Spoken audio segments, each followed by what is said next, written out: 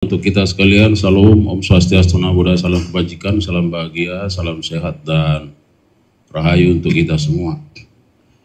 Rekan-rekan media, dapat kami sampaikan bahwa hari ini, ya, hari Selasa, tepatnya tanggal 22 April 2025, Bapak Jaksa Agung tadi sekira pukul 13:15 menerima kunjungan dari Dewan Pers yang dihadiri langsung oleh Ibu Ketua dan para komisioner.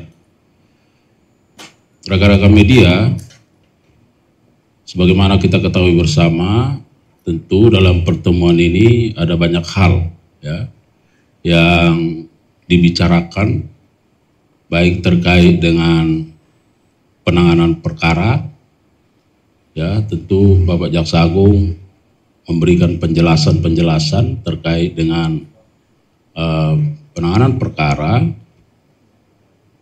kemudian terkait dengan rencana aksi ke depan yang akan dibangun oleh Kejaksaan bersama Dewan Pers, khususnya terkait dengan perjanjian kerjasama yang akan terus dilakukan. Nah, yang ketiga, bahwa dalam pertemuan itu juga tentu sepakat bahwa sinergitas dan kolaborasi antara Kejaksaan dan Dewan Pers akan terus ditumbuh kembangkan dan ditingkatkan serta dieratkan, karena bagaimanapun media adalah bagian integral dari penegakan hukum yang merupakan tugas dan fungsi dari institusi Adiaksa. Oleh karenanya, barangkali kita akan mendengarkan penjelasan-penjelasan dan keterangan yang disampaikan oleh Ibu Ketua dalam kaitan dengan pertemuan ini. Manakala nanti ada hal-hal yang perlu dipertanyakan, kami persilakan. Silakan Bu Ketua. Terima kasih. Assalamualaikum warahmatullahi wabarakatuh. Selamat siang.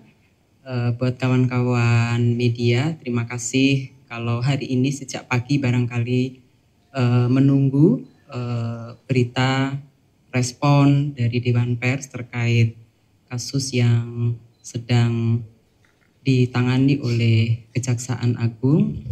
Pada kesempatan kali ini saya bersama-sama dengan Pak Toto dan Pak Sabto berkunjung, yang sebetulnya ini kunjungan yang memang sudah direncanakan sebelumnya. Jadi kami periode 2022-2025 ini pisah pamit kepada lembaga-lembaga, termasuk ke kawan-kawan di lingkungan konstituen Dewan Pers maupun media. Sehingga pada kesempatan kali ini selain pisah pamit, lalu membicarakan tindak lanjut MOU yang sebetulnya juga sudah kami persiapkan sejak setahun yang lalu ya Pak ya, akhir 2024, kemudian sekaligus kami bicarakan pada hari ini.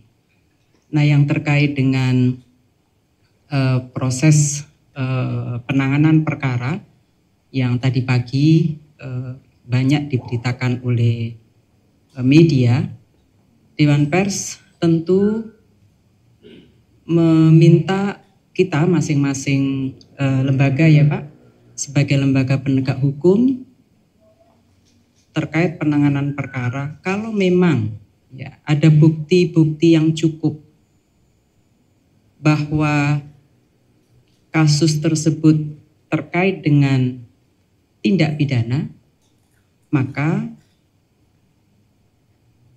ini adalah kewenangan penuh dari Kejaksaan Agung untuk menindaklanjuti prosesnya.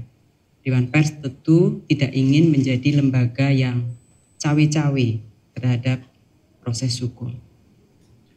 Tetapi terkait dengan pemberitaan untuk menilai apakah sebuah karya pemberitaan itu masuk kategori karya jurnalistik atau bukan, ini adalah kewenangan etik dan yang melakukan penilaian adalah Dewan Pers.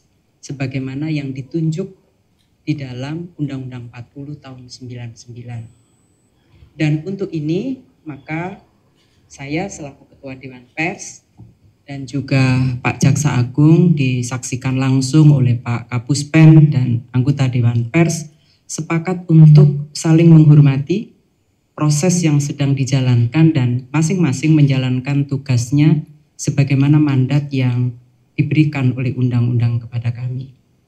Di Kode Etik Jurnalistik di pasal 6 khususnya memang mengatur soal perilaku-perilaku dari para pekerja pers, jurnalis ya. Kalau ada indikasi tindakan-tindakan yang berupa suap atau penyalahgunaan profesinya.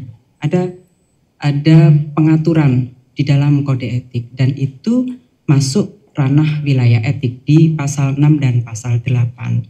Kami Dewan Pers tentu akan menilai dua hal.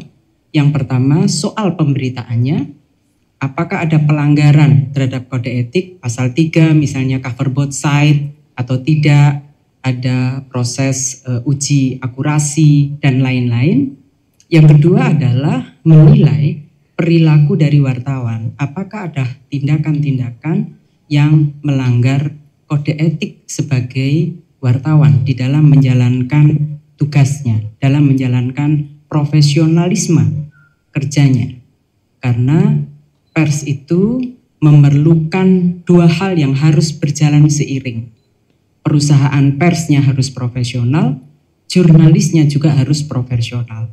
Artinya bekerja secara demokratis, bekerja tidak mencampur adukkan antara opini dengan fakta, menggunakan standar moral yang tinggi, nggak minta-minta duit, nggak nyuap, dan menggunakan azas praduga tidak bersalah.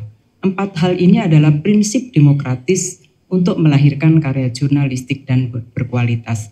Dan untuk ini Dewan Pers punya kewajiban untuk menjaga dan menilai, punya hak untuk menilai.